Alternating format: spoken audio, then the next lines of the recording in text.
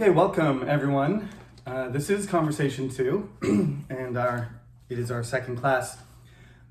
I noticed just today how many students have left and joined. So last week there was only 15 of you, but now there's 21.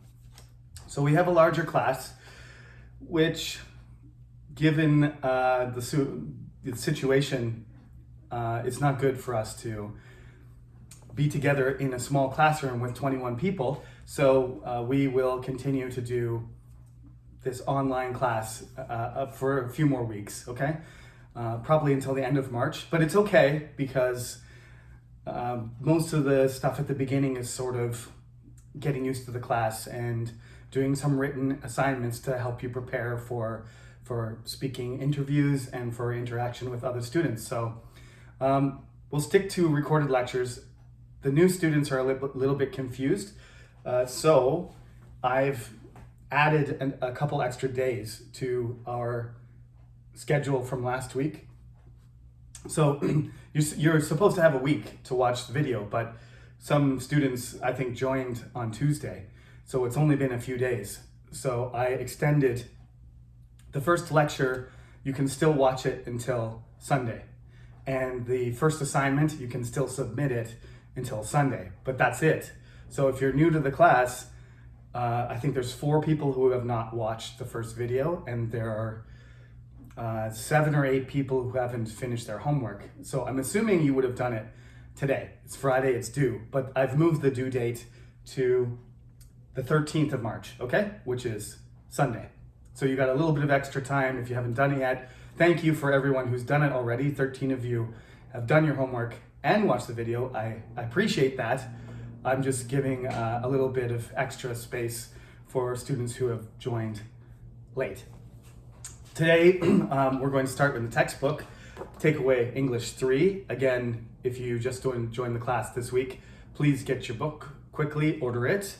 It's not hard to get. They deliver quickly. They'll just deliver it to your address. If you just go to a bookstore online, it's very easy to do. If you need help, then go to your department and, ask the secretary for a little bit of help, and it's not that hard for them to do that. The first topic in the book is a good one. It's a good one for this class because there is a number of different majors. Most of the students in the class are from the Asia Business Department, but there are several students from other majors, including the English department and I think the German department and a few others. So we've got Koreans and we've got international students and we have various majors. So I want to make you all happy as much as possible. This class is a speaking class, and if you watched last week's lecture, you get the idea of how we're going to approach improving our speaking. For now, you're just going to have to listen, but it's always good for you to practice. It's always good for you to use your English. Some people have very good memories and their listening is great, and they can, without a lot of practice, manage to communicate verbally by speaking. But for most of us, practice makes perfect. So even if you're, talking to yourself, I know that's something crazy people do sometimes, but even if you're talking to yourself, that's helpful. If you record yourself, it's even better because you can hear what you sound like. These kind of things. If you're really serious about being a good speaker in any language, even your own language, you do have to practice. I've definitely improved my ability to speak clearly and be more organized since I've been in front of a camera for 2.5 years, and I've been recording and uploading onto YouTube. I've noticed things about my own speaking patterns that I've decided that I need to try and improve. Nobody's perfect, but you don't want to listen to yourself. I didn't like listening to myself years ago when I was younger, so I understand if you're 20 years old and you don't like the sound of your voice, especially in the second language, then I understand, but you got to get over that. You got to get over that and start to speak. So our topic is world languages, chapter 1. It's world languages. I usually like to start with the instead of starting on the first page, I like to start on the fourth page. It's page 5 in this case. The fourth page of the chapter gives you a grammar takeaway, a point of grammar for you to keep in mind. I don't really focus on grammar in this class, but grammar is always good to improve. And even though most people hate studying grammar, it's necessary. Otherwise, you can't understand people. If you don't have good linguistic mechanics, you're not going to be well understood. So to be clear, you need your grammar. You need to follow the rules. Memorizing the rules is very boring and it's not very practical. So instead, when we do these grammar points, try and just use them when you're doing your homework. And try and use them when you're speaking to each other. So this is what it says. Look at these pairs of sentences and discuss how the meaning of the two sentences is different. I speak English, or I am speaking English now. He writes letters to all his friends. He can't come with us because he's writing a letter. She studies English every day. She's studying English to get a better job. Now these are the two basic tenses that we use in the present, right? So anything that's happening now, you have a choice. You're going to use the simple present, which is just the basic form of the verb, with usually some modification like an S. And the other one, which is just ing, right? You have to use the verb to be plus ing. So I am learning, or she is studying, right? I am, she is, they are. That's how you form the present continuous. In English, the present continuous is very important because some other languages don't really bother with it. So anything that is, you're in the middle of an action, right? So right now, I am recording. I use the ing because it's happening at the moment. If it's an action that's repeated or it's a state, then you're going to use the simple present. So if I was saying every Friday, I record my English Conversation 2 lesson. That's an example of using the simple present because it's a repeated action. And of course, if I was just saying a general situation, then I would just say I record English Conversation 2. But if I'm talking about now, then I just use the ing. I think you probably already know this, but keep it in mind. Sometimes people get them mixed up, and that's okay. It's not a huge error. It's better to mix up your present tenses than say the past tense when you mean the present, or say the present when you mean the past. That's a more significant error. Anyway, keep that in mind. If you're talking about something that's happening in the present, you got those two choices. One general or repeated, and the other one now. One thing that is confusing that I might mention is that when you're talking about a movie or you're talking about a picture, even though the picture is not moving and it's a static thing, usually in English we talk about it as if it's in the moment, as if you're in the picture, right? So if you look at a picture and there's a man on a horse, you don't say the man rides the horse. If you look at the picture, you say the man is riding the horse, even though the painting's not now. It was painted 100 years ago, and it's not happening now. We talk about it as if everything in the painting and everything in the picture is happening now, like in the moment in the picture. That might be confusing for you. If you're working on your grammar and your grammar's not very good, try and remember that basically anything you look at in English, if you want to describe it, and there's an action happening in the scene, whether it's a picture or a movie, doesn't matter. You're going to use the present continuous. Okay. So there's a little bit of conversation. There's a few samples there.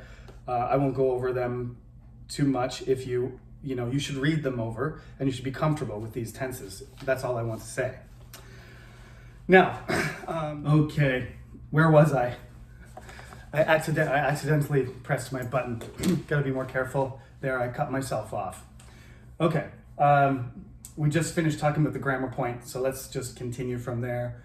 Now I want to talk to you about speaking language and world languages in particular. So this is the question at the top of page 4.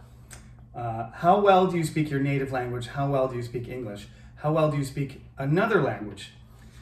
Well, I think I speak English pretty well. French is my second language, which I used to speak pretty well, but not so much anymore since I've been in Korea for a long time. And Korean is my third language, which I can listen pretty well, but my speaking ability is poor. So I want to talk to you about first and second and third languages today, and talk about native speaking, as it's called, which is I think not a very helpful term. Sometimes it's not accurate and it's not fair. But we'll talk about that in a minute.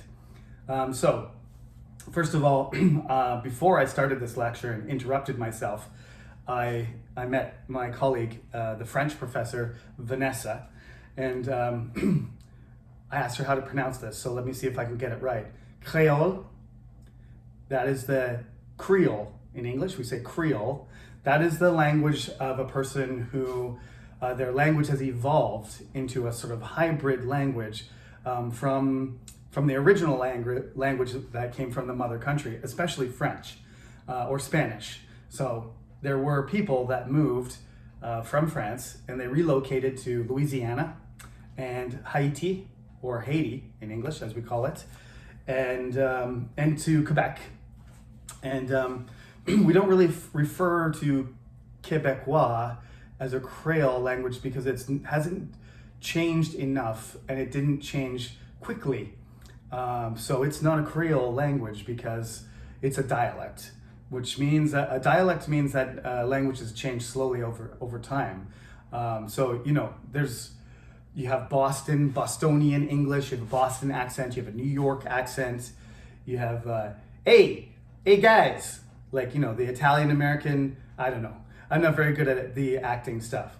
Chicago, they have their accent. Wisconsin, that area. California, pretty much sounds like me. That's weird, but it's true. Southern Ontario, people in Southern Ontario sound like people from Southern California. I think it's probably because of television. But you got your Florida accent, Florida man. We might talk about Florida man one day because he's a funny guy, that Florida man. But language is always changing. And since we have an international class, everybody's gonna have a different accent. Mine's gonna be more familiar to you because there's more people that sound like me, but that doesn't mean that other accents are not permissible. It's really a matter of like how different your accent is. It's not what kind of accent you have. If you have a very thick accent, you have a very strong accent, it doesn't matter if you're from Bangladesh or Uzbekistan or Scotland or Australia or Florida.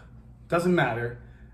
It's going to be hard to understand you because that way of speaking is very specific and it's very different than the mainstream way of speaking, which is, what we call the standard American or standard British accent. What you see on BBC or what you see on CNN is not really the way that people normally speak anywhere. It's just in between. That's all. So sometimes people say that I don't really have an accent, and I'm kind of sad because it's true. I tried to kill my accent because I've been teaching English as a second language, and the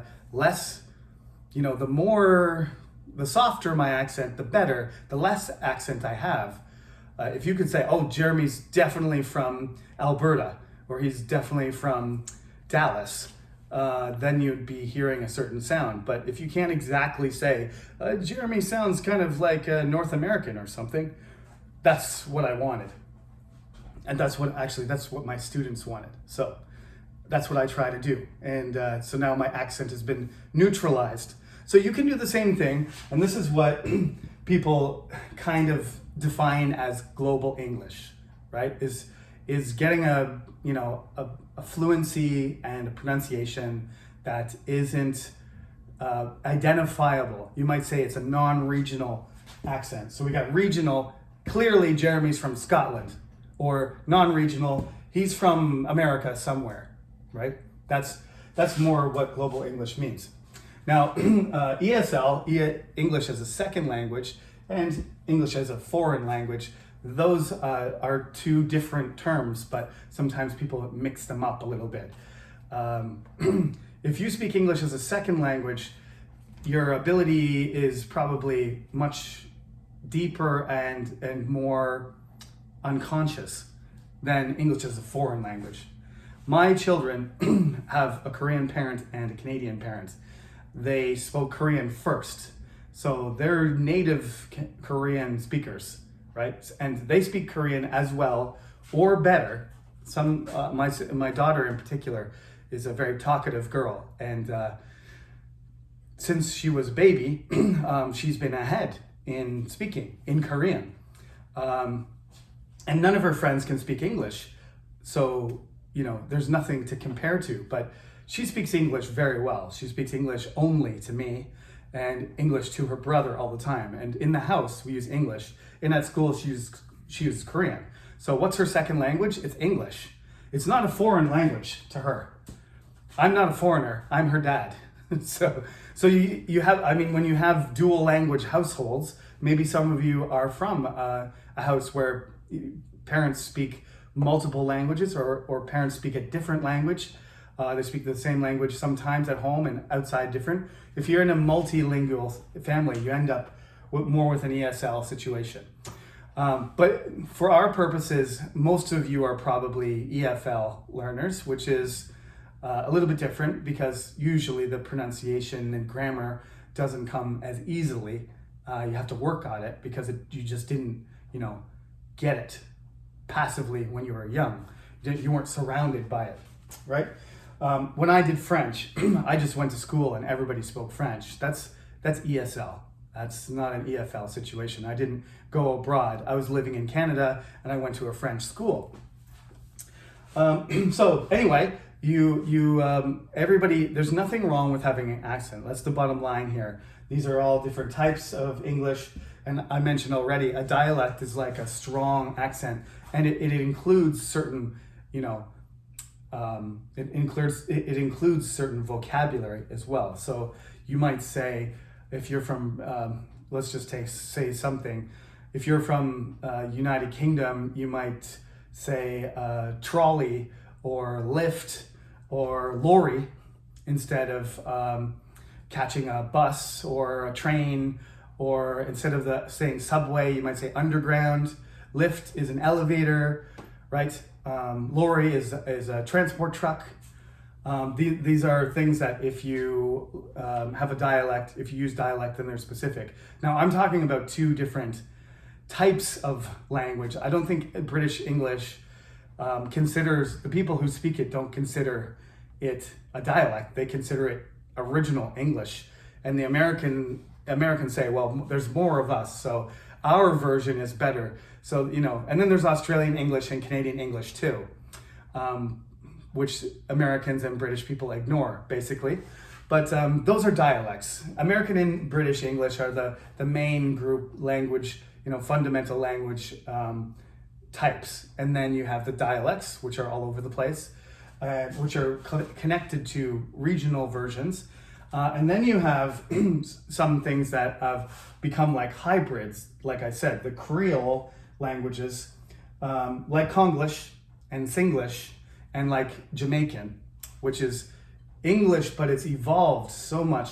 Singlish is a little bit, Konglish is kind of still coming into existence. It's not really a Creole because it's just a different way of saying something.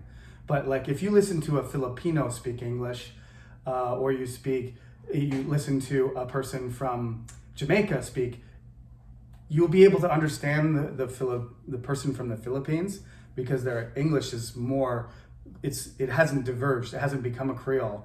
But if you listen to a Jamaican speak their native Creole Jamaican English, you won't be able to understand anything. It sounds like a completely different language. That's because it suddenly branched away from the main type. That's what makes a Creole. It's like a certain time that it happens. For the people in Haiti, for example, they had a revolution and they cut themselves off from France.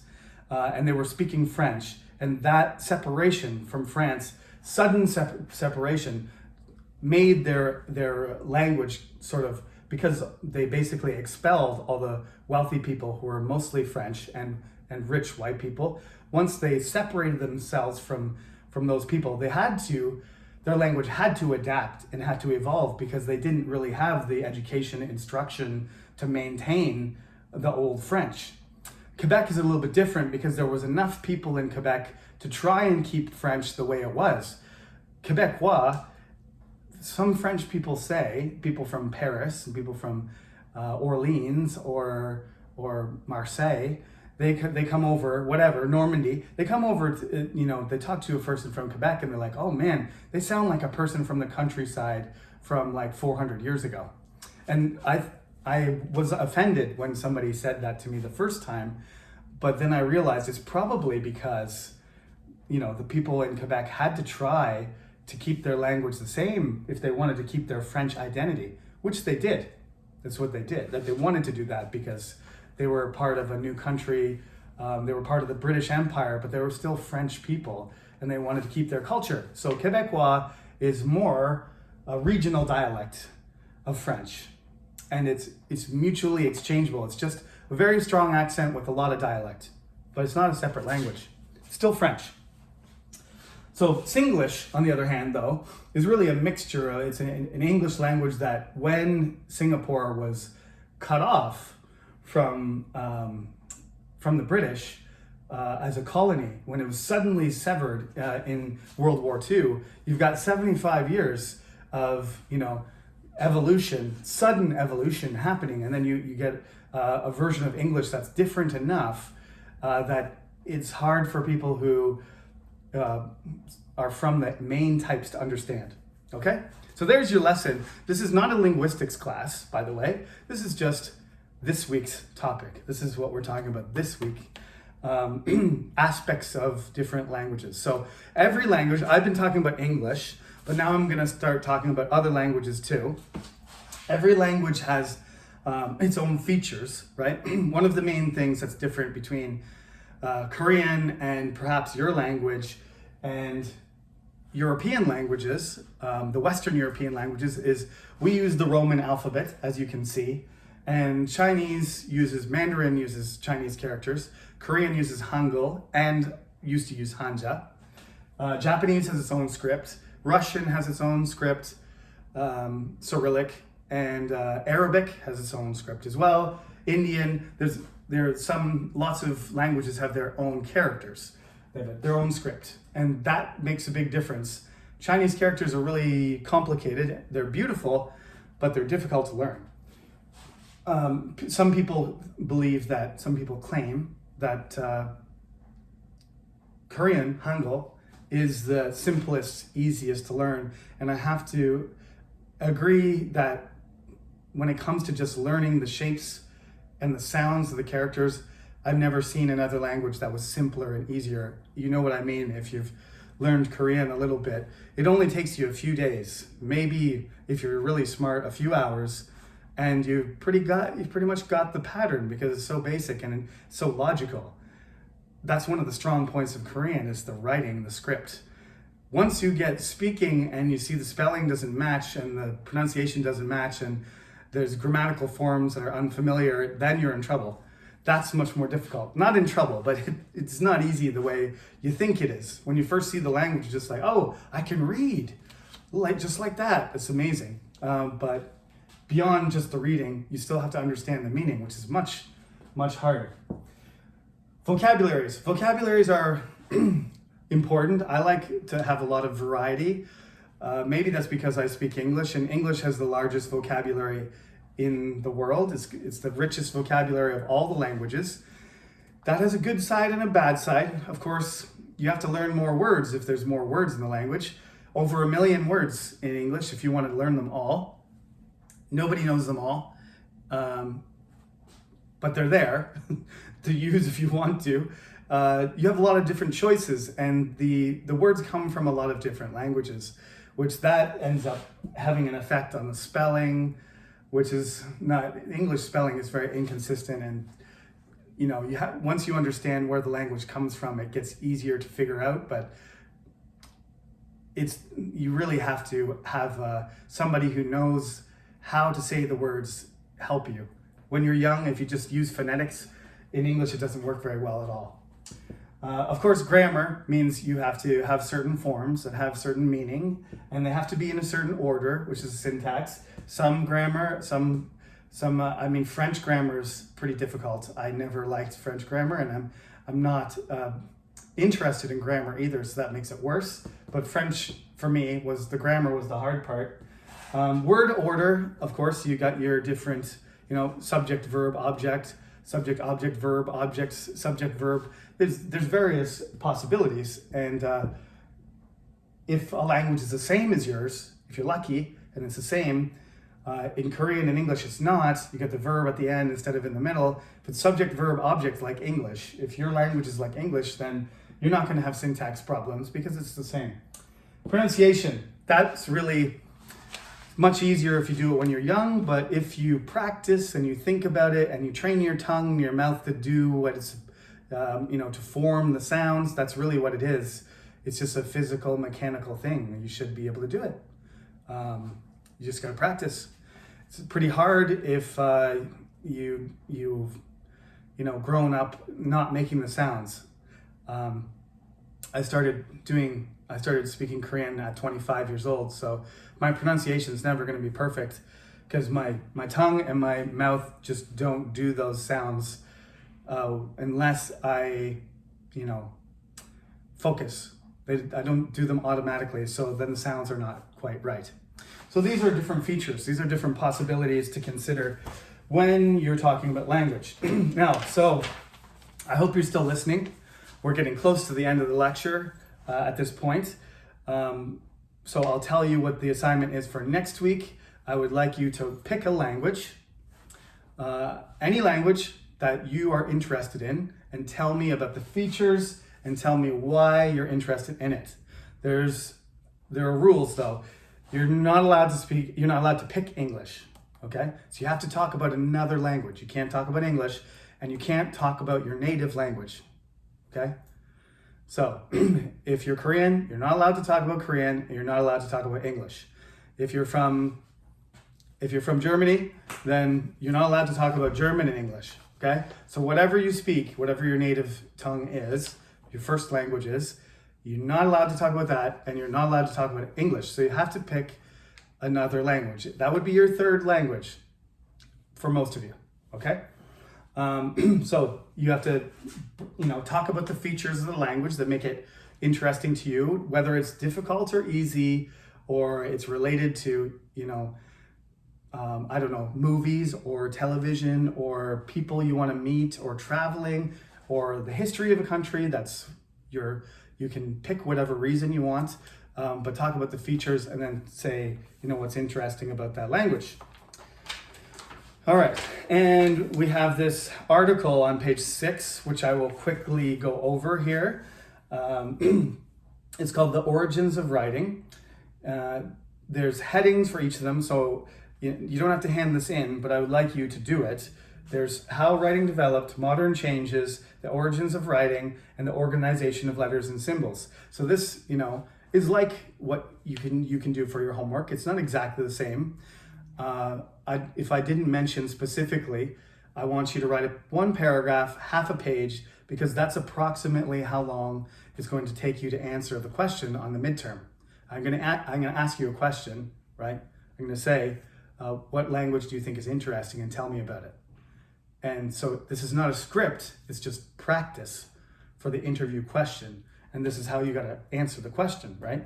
By organizing your thoughts and speaking to me. But you're not allowed to read, you've gotta speak about it. So your written homework is not a script, it's just practice for doing the interview itself. This is the first part. The origins of writing. In the distant past, people told stories and sang songs to remember important historical events and cultural traditions. When people started to trade, writing was developed to record information in a more permanent way. Writing first appeared in 4 different places.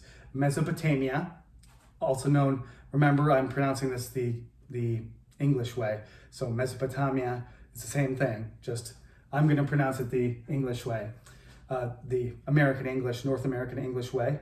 Modern day Iraq, Iran, and Syria, Egypt, China, and Mesoamerica, modern day southern Mexico, and much of Central America. So there's 4 different areas where language spontaneously arose.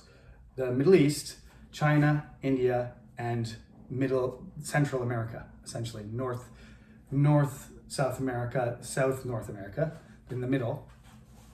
And that's telling you about the origins of writing. To number 2, around the world, writing systems developed in different and complex ways. Some writing systems use symbols to represent ideas. For example, in Chinese, this symbol means tortoise. In other languages used symbols to represent syllables or combinations of sounds. In Japanese, these symbols represent the 3 syllables in the Japanese for hotel, hoteru. Other writing systems developed letters to represent sounds. In the English word cat, each letter represents a sound, cat. Okay, so put the headings on each of those really short paragraphs. Look over the chapter and the grammar points, and I'm not going to ask you to submit them. The only thing I want you to do submission-wise to give me to check is to write half a page, 1 paragraph about a language that you're interested in. Tell me about the features, not English and not your first language. That's due next Friday on week 3, okay? And that's all. That's it for this week. Thank you for listening, and stay safe and be patient while things improve. And yes, I believe in a few weeks we'll be ready to be back in person, and that's what I would like to do. So hang in there for a few more weeks, and then I'll see you in the classroom. So next week, recorded lecture again. Keep checking the Cyber Campus for any notices or updates, okay? Thank you for listening. Have a good weekend. All right, it's not working. See you later.